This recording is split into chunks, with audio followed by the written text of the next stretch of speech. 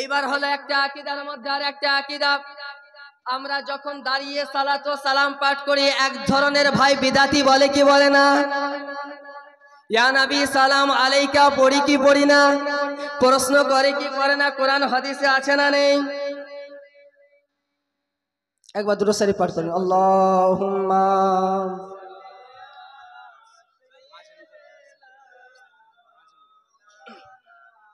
মুহাম্মদ ওয়ালা আলি সাইয়্যিদিনা মাওলানা মুহাম্মদ সাল্লাল্লাহু তাআলা আলাইহি ওয়াসাল্লাম। ইয়া নবী সালাম আলাইকা বলে আমরা কিয়াম করি কি করি না? এই কিয়াম করাকে এক ধরনের মানুষ বিদাতি বলে কি বলে না?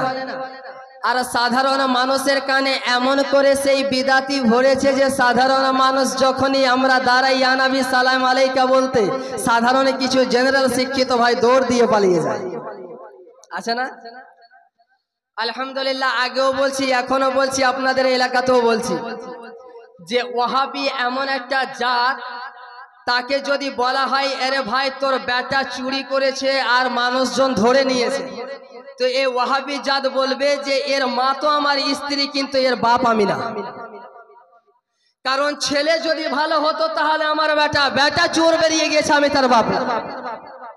আমি বললাম এর যেই জন্য যে কিয়াম করা তাদের ঘরানার কিতাব থেকে হাজার হাজার কিতাব দ্বারা প্রমাণিত, তাদের আকাবিররা কিয়াম করে গিয়েছে। আলহামদুলিল্লাহ, সিনার জোর দেখিয়ে বলতে পারি, কারণ কিতাব গবেষণা রয়েছে। আগে বেটা পড়ো, তারপরে বিদাতের ফতোয়া লাগাও। নিজের ঘরের কিতাব আগে পড়ো।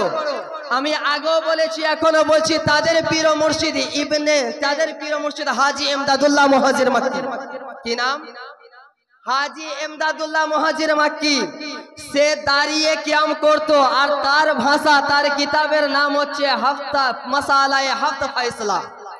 সেই কিতাবের 7 নম্বর পৃষ্ঠায় বলছেন, আমি যখন দাঁড়িয়ে যেতাম কিয়াম করতে নিজেকে ভুলে যেতাম। মহব্বতে বলেন না সুবহানাল্লাহ। এত কিয়াম করতাম নিজেকে ভুলে যেতাম, যতক্ষণ পর্যন্ত মনে শান্তি আসতো না কিয়াম ছাড়তাম না। কিয়াম করলে যদি আমি বিদাতি হই, সর্বপ্রথম তোর বাপকে আগে বিদাতির ফতোয়া লাগে। সুবহানাল্লাহ, নারে তাকবীর, নারে তাকবীর, মাসলাকে আলা হযরত, মাসলাকে আলা হযরত, নারে তাকবীর, নারে রিসালাত।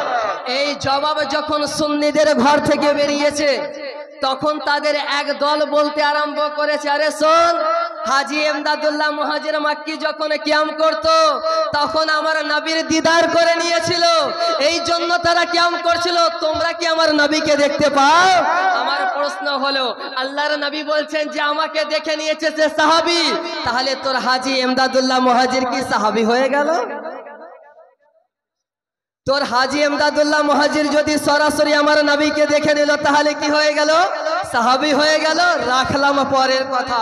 আমরা যখন বলি নবী আমার হাজির ও নাজির, যেখানে ইচ্ছা সেখানে যেতে পারেন, তখন তাদের দাবি হলো নবী কোথাও যেতে পারে না, যেটা দাবি করবে সে কাফির।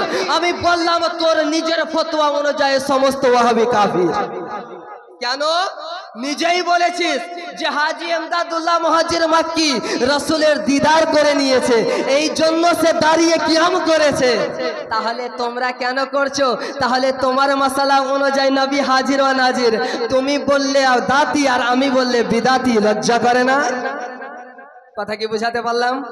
আচ্ছা, তাদের একদল এটা বললো, আর একদল বললো না না, হাজী ইমদাদুল্লাহ মুহাজির মাক্কি যখন কিয়াম করেছে সেটা আমাদের জন্য দলিল না। দলিল আমাদের জন্য কোরআন ও হাদিস, কোন পীরের কথা শরীয়তে দলিল হয় না। আমি বললাম হ্যাঁ ভাই, এটা আমিও মানি, পীরের কথা শরীয়তে দলিল হয় না। তবে একটা কথা বলি, আর তুমি আজকের পরে এলান করে দাও হাজী ইমদাদুল্লাহ মুহাজির আর আমরা রেফারেন্স দিব না। কি আজকে যখন আমরা কিয়াম করি আমাদেরকে বলা হয় তারা বিদাতি, তারা জাহান্নামী। জাহান্নামী। বলে কি বলে না? কেন জাহান্নামী? আল্লাহর নবী করেনি, সাহাবা একরাম করেনি। যেহেতু সাহাবা একরাম করেনি, নবীজি করেনি, তাহলে তোমরা করেছো, এটা বিদআত। আর রাসূল করিম সাল্লাল্লাহু আলাইহি ওয়াসাল্লাম বলেছেন, আমার ইসলামে যারা বিদআত যখন ভরবে তারা নিঃসন্দেহে কি জাহান্নামী। সুতরাং তোমরা জাহান্নামী। আমার প্রশ্ন হলো, তোমার পীর ও মুর্শিদের কথা তো দলিল হয় না। কিয়াম করলে সুন্নি যদি বিদাতি হয়, কিয়াম করলে সুন্নি যদি জাহান্নামী হয়, তাহলে তুমি একবার ফতোয়া দাও। হাজী ইমদাদুল্লাহ মুহাজির মক্কি আপনার মিলাদ কিয়াম করে বিদাতি হয়ে গিয়েছে, সুন্নিরা যেই জাহান্নামে থাকবে, হাজী ইমদাদুল্লাহ মুহাজির আগে থেকে সে জাহান্নামের ঘরে নিক্ষেপ আছে। আপনি এই লাইভে এসে, আপনি সোশ্যাল মিডিয়াতে এসে লিখিত আকারে কিংবা বয়ানের মাধ্যমে ফতোয়া দিয়ে যান যে হাজী ইমদাদুল্লাহ মুহাজির মক্কি কিয়াম করার কারণে জাহান্নামে চলে গিয়েছে, হাজী ইমদাদুল্লাহ মুহাজির মক্কির রেফারেন্স আর দেব না। কথা কি বুঝতে পারছেন?